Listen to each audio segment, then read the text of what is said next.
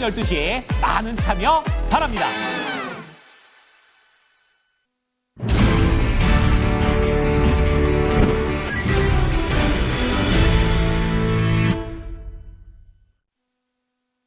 이번 주도 두 분과 함께합니다. 토마토 투자클럽 김민수 전무가 알파경제 김종효 이사입니다. 안녕하세요. 네, 안녕하십니까. 예. 주말 동안에 또 나온 많은 뉴스들 오늘 장에 어떻게 반영이 될지 먼저 이슈부터 알아보겠습니다. 네, 오늘 살펴볼 첫 번째 이슈, 미국의 신용등급 강등 그 여파가 우리 증시에는 어떻게 영향을 미칠지 보겠습니다. 토요일 새벽쯤에 나왔던 소식입니다. 따라서 미증시에서의 반응도 우리가 온전하게 확인을 할 수가 없는 모습이기 때문에 오늘 열리는 아시아 증시 향방이 상당히 좀 중요하죠. 과연 어찌된 영문인지 무디스는 어떤 이유로 하향 조정을 했는지 이 부분부터 좀 봐야 될 것 같은데 전체적인 좀 내용을 김민수 전문가님이 알려주세요. 네, 결론부터 말씀드리면 사실 선반영된 이슈다. 정리를 좀 해드려야 될 것 같고요. 아, 1월 낌새가 좀 있었나요? 시장이 어느 정도 알고 있었던 내용이라고 보시는 거세요? 2년 전부터 나온 내용이었죠. 그 3대 신용평가사가 있습니다. 우리 시청자 여러분들, 무디스, S&P, 피치 이렇게 세 군데가 있는데 조금 과거로 거슬러 올라가 보면 저도 궁금하더라고요. S&P 신용등급 하락이 분명히 있었거든요. 하향 조정이. 2011년. 네, 그때 한번 있었고 그 이후로 올라가지 않았죠. 미국의 신용등급은. 그리고 2023년에 피치가 신용등급 하향 조정을 했었죠. 그리고 이제 나머지 한 군데 남았었는데 이제 무디스가 했기 때문에 다들 일정 부분 알고 있었던 내용이고요. 선반영되었다고 이렇게 좀 판단할 수밖에 없습니다. 기정사실화였고. 단지 저는 좀 이거를 봤습니다. 오늘 우리 시청자분들이 알고 싶은 것은 오늘 지수에 좀 충격파 있겠느냐, 종목이 어떻게 흘러가겠느냐인지 이 부분에 관심을 두실 것 같은데 사실 이 무디스의 하향 등급 조정이 이루어지면서 신용평가사 세 군데가 모두 이제 하향 조정했지 않습니까?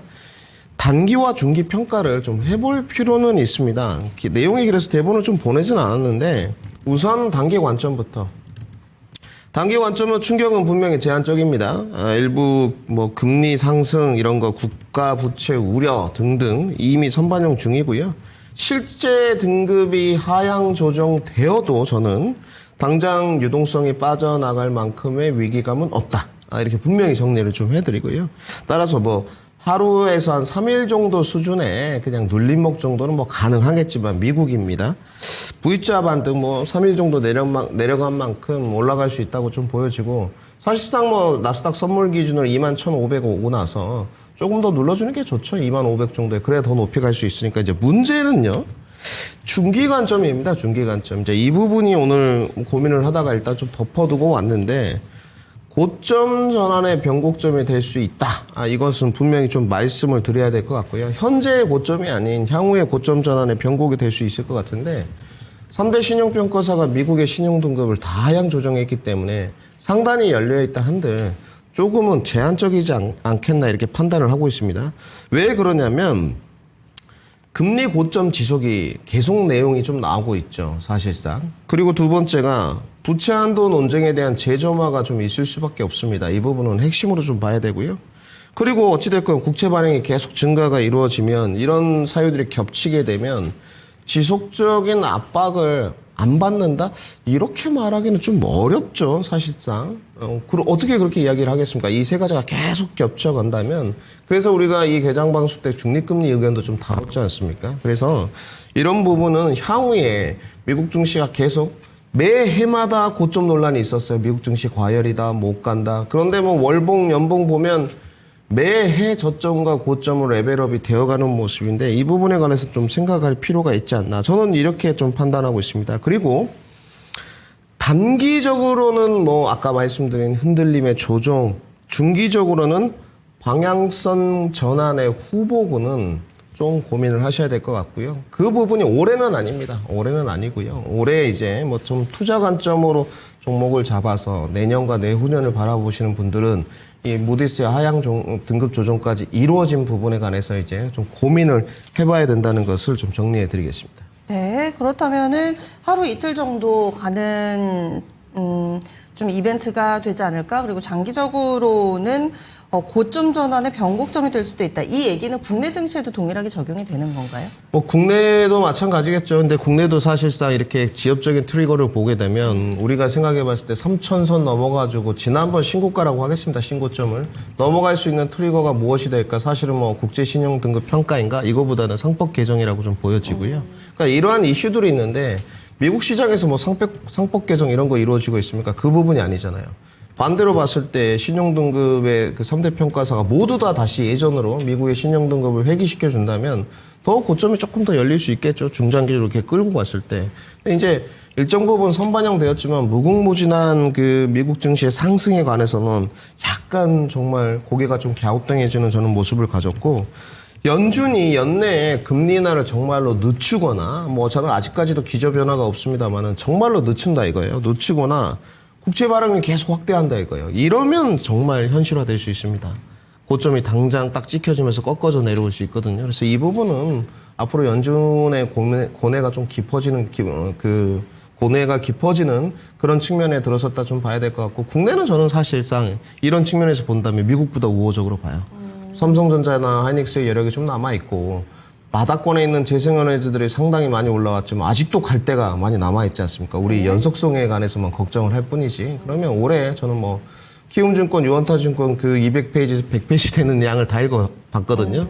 저하고 비슷해서 2,900선의 도달 목표는 변화하지 않는다. 저는 이렇게 주관적으로 정리해드리겠습니다. 네, 그러면 이사님은 어떻게 분석하세요? 네, 뭐 대부분 뭐 비슷한 시각인데요. 일단 뭐 백악관에서는 이 등급 하향을 받아들이지 않으려고 하는 것 같아요. 그래서 왜 지난 4년간, 그러니까 바이든 정부 때는 하지 않았던 등급 하향을 왜 지금 와서 하냐라는 어떤 공격도 하고, 그다음에 뭐 백악관 일부 인사가 X를 통해서 회사 구분도 못하거나 아니면 그 의도적으로 한 것으로 보이는데 애널리틱스에 근무하는 마크 잔디 이코노미스트를 엄청나게 공격하던데 레이팅하고 애널리틱스는 다른 회사거든요. 근데 이제 그런 쪽을 뭐 집중적으로 뭐 말도 안 된다. 이 사람 원래 뭐 트럼프 싫어하는 사람이다. 뭐 이런 식으로 이제 뭐 인신공격을 하던데 뭐 그걸 보면서 지금 트럼프 정부는 이 신용등급의 변화를 받아들이지 않으려고 하나? 뭐 이런 생각이 들더라고요. 그래서 이게 그냥 뭐 한 인사의 발언 정도로 끝나면 별로 이제 큰 영향이 없을 텐데 정말로 공식 입장이 그렇고 뭐 이 신용평가사를 뭐 공격하는 그런 양상으로 간다면은 이건 좀 다른 얘기가 될 수 있죠. 그래서 이 공식적인 입장이 더 나와야 되는 것, 그다음에 뭐 미국 정부의 그 정체적인 입장이 결정돼야 좀 더 방향성 우리가 명확하게 알 수 있겠지만 지금 선물시장 쪽에서의 움직임도 뭐 그렇게 크지는 않잖아요. 그다음에 조금 전에 이제 김민희 전문가 얘기하신 대로 이미 어느 정도는 예정되어 있던 상황입니다. 등급 조정 자체, 전망 자체를 이미 조정해 놨기 때문에 언젠가는 할 것이다라는 그런 얘기가 분명히 있었던 상황에서 뭐 시장에는 제한적일 수밖에 없는데 결국 그렇다면 우리가 이걸 알 수 있는 것은 아마 금리일 거예요. 네. 미국채 10년물 금리가 뭐 급격하게 변동성을 확대하면서 뭔가 민감하게 움직인다면 이건 아무래도 시장에 좀 더 충격을 줄 수 있는데 뭐 금리 움직임도 제한적이고 뭐 환율도 뭐 제한적인 움직임을 보인다면 저는 뭐 김민 전문가와 마찬가지로 뭐 시장 영향은 제한적일 거라고 판단하고 있습니다. 네. 이 부분 금리 얘기를 조금 더 해볼게요. 이번에 무디스가 왜 미국의 신용등급을 하향 조정했냐. 여러 가지 문제점이 있지만 그 가운데서 대표적으로 미국의 부채가 너무 많다라는 점을 주 요인으로 이야기하고 있습니다. 그럴 경우에는 아무래도 부채가 많은 나라는 금리가 높으면은 불리하잖아요.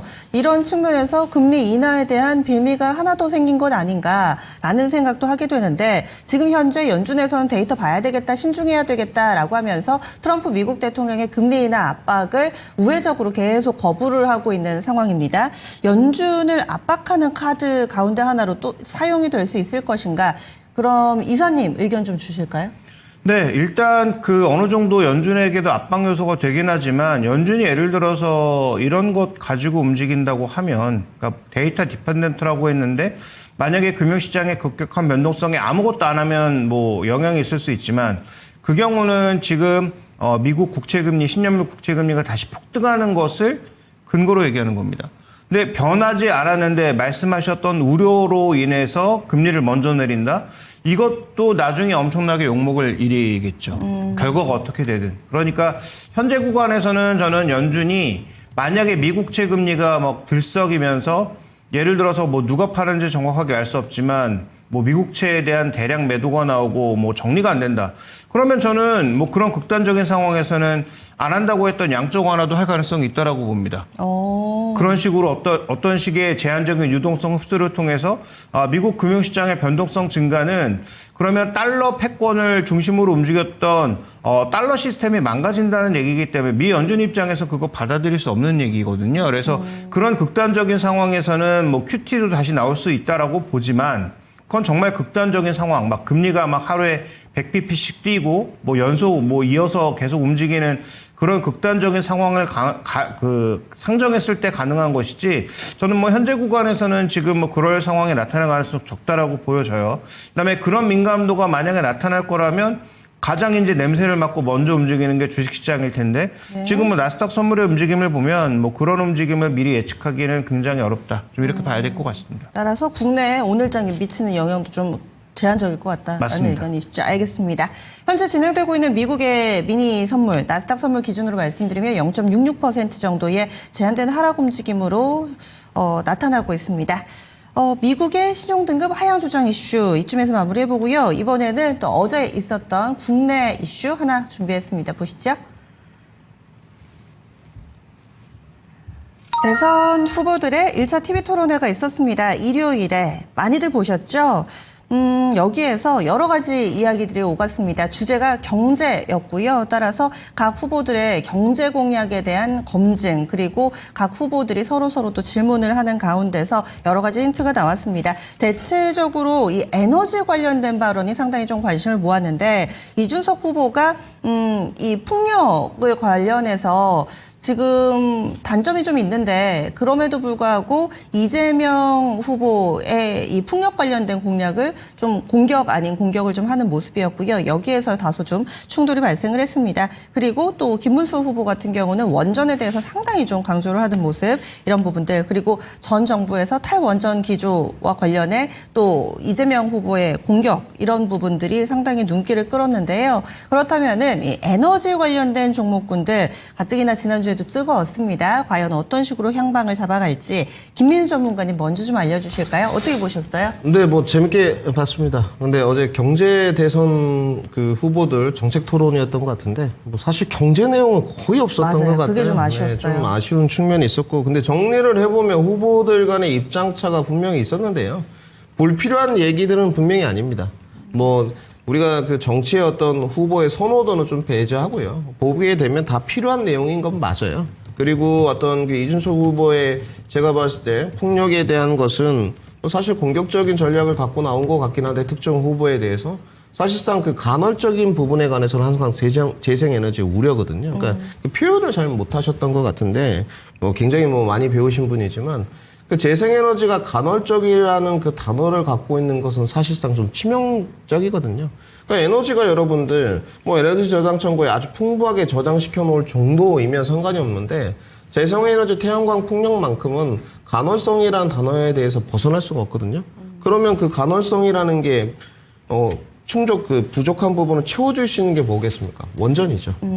그러니까 그렇게 좀 흘러갔어야 되는데 뭐 저희들이 다 알진 못하겠습니다만은 저는 그렇게 판단하고 있습니다. 그러면 원전은 사실상 그 민주당의 어떤 기조 변화를 나타내고 있는 지금 대선 후보지 않습니까? 이재명 후보가. 네. 얼마만큼 반영시켜 줄 거냐가 앞으로 중요한 것 같아요. 그러니까 어제 정책을 딱 보면 재생에너지, 원전, 뭐 화석연료 공약 충돌로 이렇게 좀 보여졌거든요. 근데 이제 다 필요한데 어디를 좀 도드라지게 밀 것이냐. 재생에너지냐, 원전이냐, 뭐 이런 게 좀 갈려진 것 같거든요. 사실상 뭐 저는 다 필요하다고 좀 보여지고 있고요.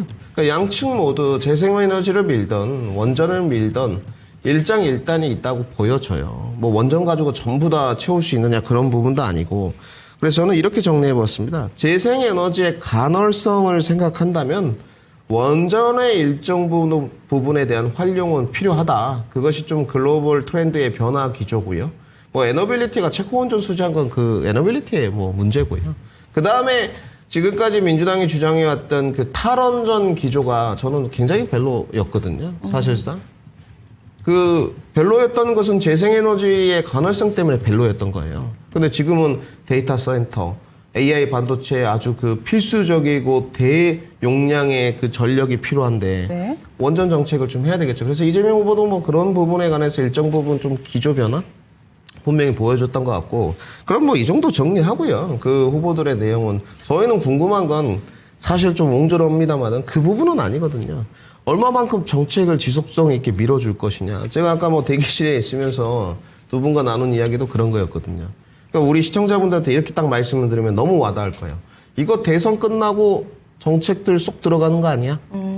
이행률이 공약에 대한 이행률이 그렇죠. 이 거죠. 부분이죠. 우리 시청자분들이 아마 아침에 속이 시원하실 게 이게 괜히 정책주로 물겨서 사실상 국가산업 대계인데 6월 3일 이후에 그냥 막 매도 물량 쏟아지고 소리 소문 없이 없어지고, 사실 이 부분에 관해서 아마 저는 주식을 하는 사람으로서 주식쟁이니까 이 부분이 가장 고민을 많이 했던 부분이고요. 그래서 뭐 정책은 재생에너지도 살리고 원전도 살려야 됩니다만은 후보들의 어떠한 지속성을 가지고 국가 산업 전략에 뭐 계획을 수립하겠다는 내용이 좀 없어서 어제는 뭐 그냥 필요성 정도 확인한 자리였다, 이렇게 좀 정리를 해야 될 것 같습니다. 네. 그렇다면은 이사님도 전반적인 이 TV 토론이 국내 증시와의 좀 접점 어떤 쪽에서 잡고 계세요? 네, 뭐 경제를 하든 뭐 사회를 하든 뭐 어떤 부분을 하든 뭐 서로 싸우는 것만 연출될 거니까 의미 있는 어떤 정책적 그 코드를 우리가 읽어내기는 어려울 것 같아요. 그래서 정말 정책 코드를 읽어내려면 그 각 후보들의 공약집을 보는 게 낫다라고 생각이 들고요. 그래서 대선 후보 토론에서 무언가 찾아내기는 어렵고, 그다음에 이제 중요한 것은 우리나라는 지금 다 해야 되는 상황이라는 거죠. 데이터 센터 지으면 전력 부족은 당연한 일이라서 원전같이 대규모 전력을 지원해 줄 수 있는, 그런데 지금 우리가 원전에 그 쓰고 있는 그 폐기물 처리가 안 돼서 방패장이 지금 거의 꽉 차 있는 상황인데, 만약에 대규모 원전을 지으면 그 추가적인 방패장은 어떻게 할 것인지부터 시작해서 기존에 쌓여 있는 그 폐기물들은 어떤 처리를 할까도 동시에 논의돼야 되거든요. 근데 거기에 대해서는 아무도 우리 지역에 하자고 동의하지 않을 거예요. 그래서 그런 문제에 대한 해결도 필요하니까 원전 늘리는 건 당연히 해야 될 일이지만 그와 관련돼서 부가적으로 해야 될 일이 너무 많다라는 것이고, 그다음에 지금 두산 에너빌리티가 올라가는 건 뭐 몇몇 후보들이 국내 원전 더하고 말고가 주가 상승의 근본이 아닙니다. 두산 에너빌리티 완전 다른 얘기거든요. 결국 수출 얘기고, 체코도 물론 중요하지만 체코보다 더 중요한 건 미국과 SMR을 얼마나 빠른 속도로 가져가고 주기기 매출이 얼마나 늘어날 거냐가 더 중요한 부분이거든요. 그러니까 지금 두산 에너빌리티에 뭐 투자하시는 분들은 지금의 이런 얘기는 아무 짝에도 쓸모없는 얘기들이에요. 뭐 얘기 나와봐야 국내 원전 한 기 짓는데 얼마나 시간이 걸리고 또 추가적으로 그 지역 선별하는데 소요가 될지 아시는 일들이니까 그건 상관없는 거고요. 그래서 두산 에너빌리티 오늘 이슈와 상관이 없고, 오히려 민감한 건 태양광이나 풍력 같은 종목들이라고 좀 보여집니다. 네. 왜냐하면 지금 풍력 같은 경우에는 CS 윈드는 유럽이나 미국 쪽, 그 다음에 SK 오션 플랜트는 뭐 대만이나 일부 아시아 지역, 뭐 이런 쪽으로 넓혀가면서 지금 어느 정도 수출이 나온 상황이고, 근데 국내는 저번에도 말씀드렸지만 뭐 어촌 간의 어떤 뭐 지역적 충돌이라든지 이런 것들 때문에 거의 움직임이 없었던 상황이었거든요. 이제 그게 조금 나타날 개연성이 보이고 있는 거예요. 그래서 뭐 이번에 어쨌든 지금 그 지지율로만 보면, 확률로만 보면 이재명 대표의 확률이 좀 높아지고 있는 상황이다 보니까 그런 태양광이나 풍력 관련주가 김민희 전무가 얘기하셨듯이 실제로 되고 나서 안 할 수도 있어요. 그런데 어쨌든 지금은 그쪽에 뭔가 모멘텀이 생긴다, 더 많이 만들 것 같다. 특히 특정 지역에서 이쪽에 엄청나게 지금 드라이브를 걸고 있잖아요.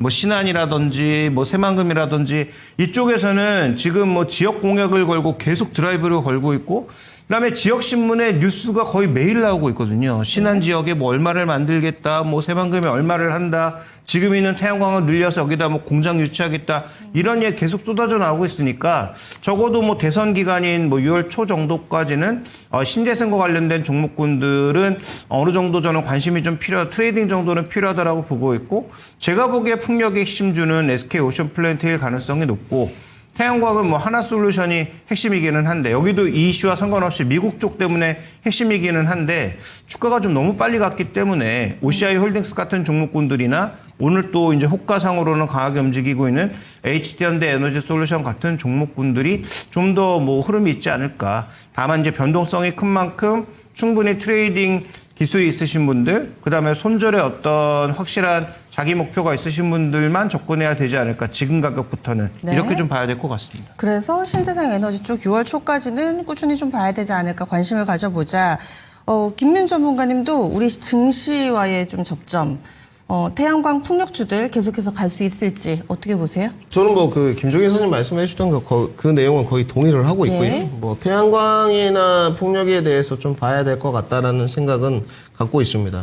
지금까지 제가 주식 전문가 대회에서 풍력 관련된 종목은 2번만 공략해 봤거든요. 네. 결과물은 다 좋았습니다. 결과물은 좋았는데 사실 뭐 시간은 좀 소요가 됐던 부분이고 태양광도 공략을 해봤는데 뭐 결과물은 나쁘지 않았거든요. 결과물이 가장 좀 안 좋았던 것은 수소 파트였어요. 최근에 이제 수소 파트도 이렇게 살아나고 있는데 제가 드리고 싶은 말씀은 뭐냐면 지금 재생에너지나 원전을 요구하는 핵심이 무엇이냐? 왜 갑자기 이 전력 수요 니즈에 대해서 폭발적으로 지금 대선 후보들이 이야기를 하고 있느냐? 보면 그 앞선 단에 데이터 센터 전력 수요 니즈가 있지 않습니까? 그쵸. 근데 거기에 대한 내용은 거의 없어요. 이번에 국가에서 지원 전략을 보게 되면 1조 원도 있고 뭐 AI 반도체 육성, 인재 육성, 투자 계획 이런 것도 있는데 사실상 그것이 다 사문화되게 되면 이거는 전혀 안 되는 게임이거든요. 그러니까 재생에너지가 향후의 미래 가치나 친환경의 발전을 보게 되면 당연한 것인데 그 앞선 전략 자체가 AI와 반도체 육성 방안이라는 것이죠. 그래서 여기에 대한 것들은 사실 언급을 좀 안 해주는 것이 재생에너지를 이렇게 보게 되면 일반 시민들이 집에 태양광 패널도 설치하고 우리 도에서 좀 지원받고 뭐 한다네 뭐 이런 내용인 것 같거든요.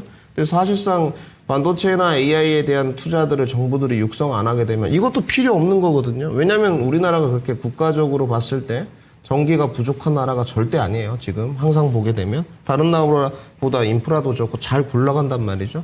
그러니까 향후 수요에 대해서 충족시키기 위한 계획들은 사실상 점검이 좀 필요하고요. 네. 여기에 관해서도 민주당도 마찬가지고 국민의힘도 사실 그 개별화되거나 조금 더 스페셜한 그런 계획 수립 내용은 없기 때문에 이 부분은 사실상 신재생 에너지와 같이 플러스 요인으로 묶어서 네. 교집합 요소를 한꺼번에 보는 것이 좀 맞지 않느냐 합집합보다는 이렇게 좀 말씀을 드려야 될 것 같습니다. 예. 그래서 시장에서는 아무래도 이 TV 토론회와 관련해서 호재로 인식을 하는 듯한 모습입니다. 지금 CS윈드도 한 7% 정도 오르면서 움직임 넥스트레이드에서 나타나고 있고요. 태양광 쪽에 OCI 홀딩스라든지 하나솔루션도 한 4% 정도, SK 오션플랜트도 한 6% 정도의 강세 움직임으로 나타나고 있습니다. 8% 정도까지 나오네요. 오늘도 이 신재생 쪽으로는 강한 움직임이 예상되고 있습니다.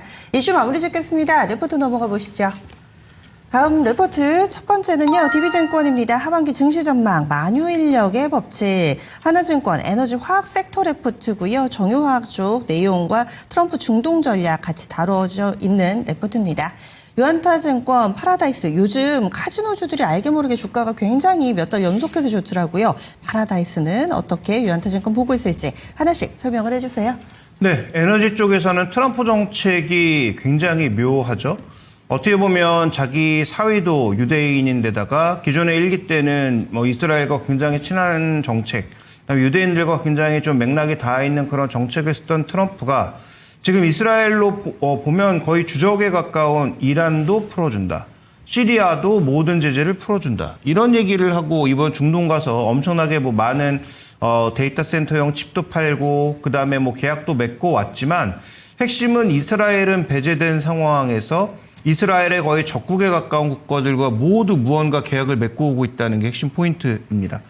그다음에 그동안 이 빈살만 왕세자가 이 그 전 대통령 때는 바이든 대통령 때는 미국과 약간 척을 지는 듯한 뭔가 굉장히 거리를 두는 듯한 모습을 보이다가 바이든 대통령과는 굉장히 또 친한 스킨십을 보여주면서 지금 알아서 지금 물량을 조절하고 있는 유가와 관련된 물량을 조절하고 있는 그런 모습을 보여주고 있다라는 측면에서 봤을 때 이 리포트에서 얘기하고 있는 것은 유가가 그렇다면 좀 안정화될 수 있지 않느냐. 그럼 이 유가 안정이 국내 석유화학, 정유화학 업체에는 어떤 영향을 미칠 거냐에 대해서 긍정적일 가능성이 높다.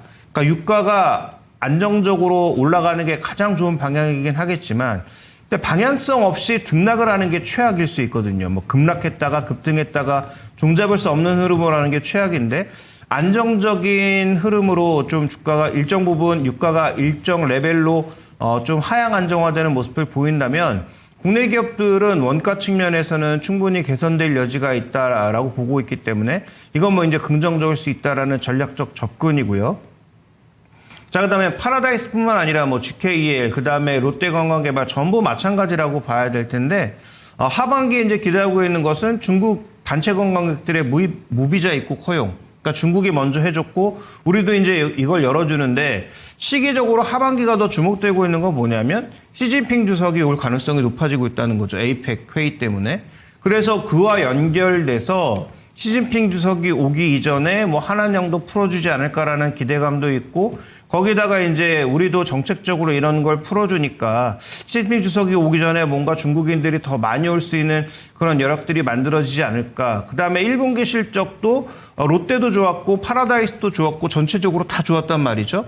특히 이제 제주도 쪽에 중국인들이 여전히 좀 많이 가고 있다 이런 얘기가 나오면서 또 카지노 쪽에 실적이 전반적으로 회복되는 모습. 그래서 상반기는 홀드율이 증가한 것이 이제 실적 핵심이었다면 하반기는 드랍액이 증가할 가능성이 높다. 그러니까 전체 총액 거래액 자체가 증가할 가능성이 높다라는 게 핵심 포인트니까 뭐 주가는 좀 올랐는데 올랐음에도 불구하고 지금 PB 기준으로 봤을 땐 여전히 한 0.7배, 8배 뭐 그 정도 수준이니까 추가 상승 여력은 좀 더 있지 않을까 이렇게 좀 봐야 될 것 같습니다. 네, 그래서 두 개의 리포트 살펴봤고요. 하반기 증시전망 DB증권 만유인력의 법칙 자세하게 소개를 해주시죠. 네, 만유인력이라고 하는 건 결국은 다 떨어진다는 얘기잖아요. 사과도 결국 떨어지는 거고 중력으로 다 떨어진다는 얘기인데 여러 번 강조드렸지만 저는 이 DB금융투자 의견에 동의하지 않습니다. 그럼에도 불구하고 뭔가 전체적인 흐름과 계속 다른 의견을 제시하고 있는 쪽의 의견도 참고는 해야 되니까 제가 이렇게 뭔가 의미 있는 리포트가 있을 때마다 가져오는데요. 다만 지금 그 사이트에는 DB금융투자의 풀 리포트가 올라와 있지는 않고 요약본 정도만 올라와 있는데 뭐 관심이 만약에 있으신 분들은 풀 리포트를 DB금융투자 사이트에 들어가서 한번 받아보시는 것도 좋지 않을까라고 보여지는데요. 자, 간단하게 정리하면 미국 증시는 최근에 조정이 뭔가 받은 것 같지만 여전히 비싸다. 역대 최고가 수준에서 밸류에이션 기준으로 보면 다 비싸다라는 거죠. 그러니까 GDP 대비 시가총액 기준으로도 여전히 비싼 상황이고 그다음에 PER 기준으로도 최근에 뭔가 좀 내려왔다고 하지만 여전히 비싼 상황이라는 거죠. 그런데 경기는 둔화되고 있다라는 것이고 그다음에 뭐 최근에 뭐 달러 약세 분위기 이런 것들까지 고려해 보면 과연 미국 시장에 투자할 만한 메리트가 있느냐에 대해서 이 DB금융투자는 그렇지 않다라고 계속 강변하고 있는 거고요. 죄송합니다. 다음 이제 준비된 그림 보시면 이제 코스피입니다. 근데 코스피에 가장 이제 민감하게 움직이는 변수 중에 하나는 결국 수출 모멘텀이라고 봐야 되는데 지금 수출 금액 기준으로도 뭔가 탄력이 둔화되는 모습, 그 다음에 고용 조건도 현재 구간에서는 뭐 긍정적이라고 보기에는 어렵죠. 거기다가 이제 관세가 뭐 줄어들고 있다고는 하지만 어쨌든 기본 10% 관세가 주어지는 상황임을 고려해 봤을 때, 그 다음에 지역별로 자꾸 블록화되거나 아니면 공급망을 계속 재편하는 모습을 봤을 때 전 세계 교육량이 둔화되는 모습, 그 다음에 교육 조건이라고 하면 환율과 유가가 가장 민감한데 이 두 가지가 과연 유리한가를 따져보면 그렇지 않다는 거죠. 그러니까 코스피도 상대적으로 밸류 기준으로는 낮지만 코스피는 그럼 많이 올라갈 거냐? 이 부분에 대해서도 지금 DB금융투자는 좀 조심스럽게 보고 있는 상황입니다. 그럼 결론적으로 미국도 하지 말고 한국도 하지 말고 그냥 미국 채권이나 사야 될까? 뭐 채권을 사는 게 일정 부분의 이제 포트폴리오 조정에서는 하나의 포인트이긴 하지만 다음 이제 준비된 그림 보시면 미국 시장의 조정에도 불구하고 한국 시장은 워낙 저평가되어 있는 상황에서 절대 저평가에 들어가게 되면 굉장히 견조하게 버티고 저평가된 종목군들이 이 구간에서 오히려 단기 랠리를 보이는 그런 양상이 발견되고 있다는 거죠.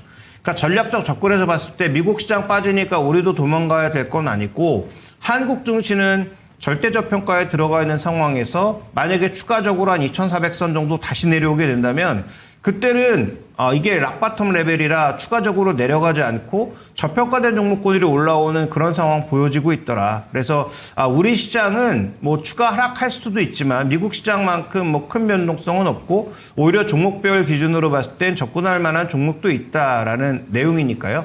아마 이제 풀 리포트를 보시면 그 안에 뭐 어떤 종목군들이 해당이 되는지도 나와 있겠죠. 그래서 그런 차원에서 한번 이런 리포트들도 살펴보시면 좋지 않을까 이렇게 보고 있습니다. 네, 알겠습니다. 리포트 알아봤습니다. 다음 김민준의 빅데이터 넘어갑니다. 오늘 김민준 전문가가 아마 주말 내내 많이 연구를 하시고 준비된 내용 알려주실 것 같은데요. 쌓여가는 대차장구와 공매도 이 수급적인 내용인 듯 합니다. 자세하게 소개를 해주세요. 저는 뭐 이렇게 이제 종목도 준비를 좀 하고 있고 네네. 하는데 이런 내용 이제 주말에 연구를 해서 해오면 이사님 참 리포트 잘 뽑아오시는 것 같아요. 마지막에 아까 봤던 화면 리포트가 있어요. 예. 코스피와 S&P의 어떤 연동 관계를 락바텀 하면서 보여줬던 부분인데요. 올해 이제 증시에 관해서 고민하고 있는 게 이 부분의 일환입니다. 사실 미국 증시가 높은 쪽에 있어서 조정을 받을 때도 국내 증시는 견조했고 그러면서 국내 증시를 강하게 사야 된다 계속 주장을 해왔고 지금은 사실상 커플링 될 가능성이 좀 높다. 아까 그래프만 보면 그걸 내포시켜주고 있어요. 근데 이제 여기서 약간 답보 상태인 국내 증시 흐름이 좀 있거든요. 뭔가 대선 시즌이지만 정책 모멘텀 위주로만 좀 가는 것 같고 조선방산에 이은 키워드 다음 트리거가 뭔가 지금 재생에너지 쪽이 기류가 오는 이런 분명히 뉘앙스가 있습니다, 여러분들. 그러니까 조선방산의 다음 순번이 네. 성장주 위주로 좀 짜여질 줄 알았는데 물론 재생에너지는 성장주가 맞죠.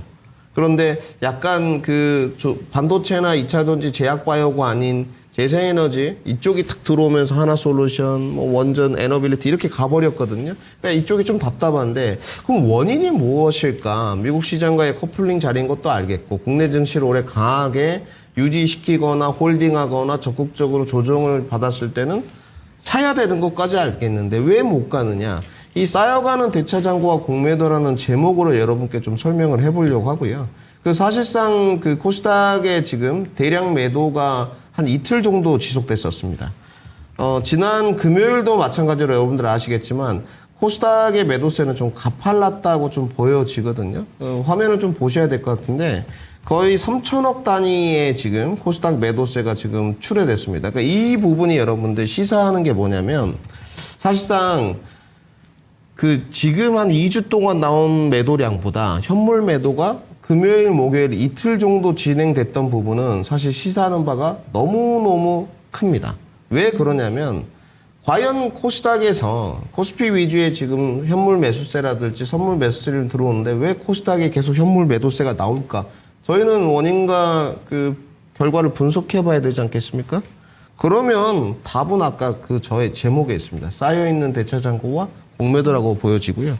그러면 코스닥 현물 매도세는 어쩌면 당연한 일인 것 같습니다. 필연이라고 볼 수 있어요. 그 이유가 무엇이냐면 지금 외인이나 기관 포지션을 보게 되면 현물 매도 시 얻을 수 있는 이익이 무엇인가를 생각해 봐야 되거든요. 첫 번째는 운신의 폭이죠. 왜? 이미 대차장고를 많이 쌓아놨기 때문입니다. 공매도를 많이 쌓아놨기 때문에 여기서 현물 매도를 했을 때 주가는 내려간단 말이죠.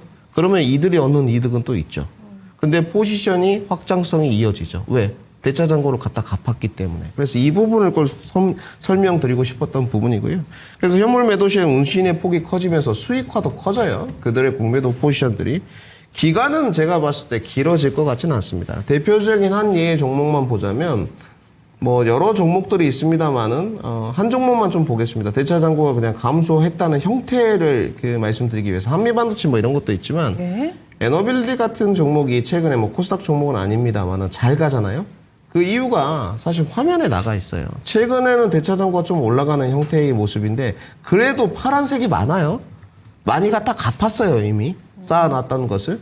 주가가 당연히 상승 트리거를 쓸 수밖에 없는 요소인 것 같고요. 수급적인 측면에서 거의 마찬가지입니다. 반도체 쪽에서는 한미반도체가 이런 형태를 띄워줬고 물론 코스피 종목이긴 하지만 그럼 코스닥에 있는 여러 반도체나 종목들은 어떠하느냐. 대차장고가 계속 쌓여요. 포지션들이. 그러면 이들이 대차장고를 쌓거나 공매도를 계속 지속적으로 하는데도 주가가 올라가는 쪽들이 있습니다. 대표적으로 DI 이런 종목들은 계속 치고 올라가요. 아마 손실일 거예요. 그들의 평균 단가가 14,500원, 지금 주가가 15,700원 정도니까. 그러면 코스닥 쪽에서 대차장고를 감소시키면서 득을 봤던 쪽은 어디냐? 그 종목을 3개를 알려드리겠습니다. 동진세미캠, ENF 테크놀로지, SNS텍이었습니다. 여기는 계속 대차장고를 감소시키면서 주가가 좀 좋았거든요. 사실 이 종목 3개가 주도고는 아니었죠. 그러면 시사하는 바가 있죠. 기간은 길지 않을 거고요. 상대의 이면을 봐야 됩니다. 어찌 보면 대차장고 쌓아놨던 부분 포지션 정리를 하면서 쇼커버링 들어와야 되니 당연한 건데 쫓아가지 마십시오. 그러니까 저는 말하고 싶은 게 뭐냐면 네. 내가 강하게 갖고 있는 코스닥 종목이 앞으로도 주가가 올라갈 것 같은데 그것이 다소간의 대차장고나 공매도로 인한 것이라면 네. 쇼커버링이 언제 들어올지는 모르지만 조금은 인내심을 갖는 구간이 좀 필요할 것 같고 여기서 인내심이 떨어지면 여기를 치우고 이제 쫓아갑니다. 오늘 대체거래에서 좋았던 우진엔텍이나 이런 쪽. 그러면 결과 우진엔텍이 아니고 원전이나 이런 쪽을 쫓아가게 되거든요. 네네. 그러면 결과물이 안 좋을 수 있기 때문에 여기에 관해서는 포트폴리오를 한번 열어보시면서 대차장고 좀 쌓여있는 종목들, 코스닥의 현물 매도들이 나오고 있다는 부분을 첫 번째 보시고 언젠가는 이 대차장고가 감소하면서 주가가 올라갈 수 있으니 네. 다른 데에 너무 주가가 높은 종목들을 쫓아가는 것은 지양해야 되지 않을까까지 정리해드리겠습니다. 알겠습니다. 빅데이터까지 체크인 이슈, 체크인 스탁 마무리 짓겠습니다.